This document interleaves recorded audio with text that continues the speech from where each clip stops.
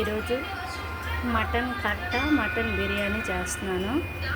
జీలకర్ర వేసాను, పచ్చిమిర్చి, అది బాగా కలర్ మారిన తర్వాత ఉల్లిపాయలు, పచ్చిమిర్చి, కరివేపాకు మంచి కలర్ వచ్చాయి. ఇప్పుడు ఉల్లిపాయలు వేస్తున్నాను. ఉల్లిపాయలు బాగా వేగిపోయాయి. ఇప్పుడు అల్లం వెల్లుల్లి పేస్ట్ వేస్తాను. ఒక 2 బిర్యానీ ఆకులు, 2 దాల్చిన చెక్క, అల్లం వెల్లుల్లి పేస్ట్ వేసాను. ఇప్పుడు టమాటా వేస్తున్నాను.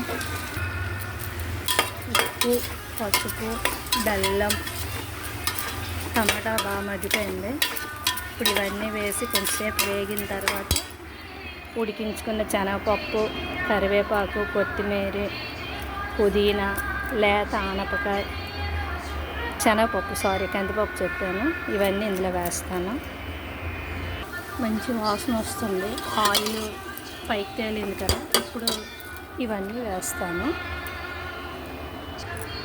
ఇప్పుడు అన్నీ వేసాను. దీని వల్ల ఇలా కలిపేసి ఒక విజిల్ పెడతాను. తరువాత చింతపండు పుల్ల వేస్తాను.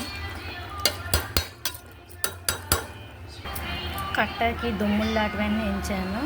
ఇది రెడీ చేసుకున్నాను. దుమ్ముల్లాంటివన్నీ కట్టాకి వేస్తాను. ఇది మటన్ బిర్యానీకి రైస్ నెయ్యిలో వేయిస్తున్నాను.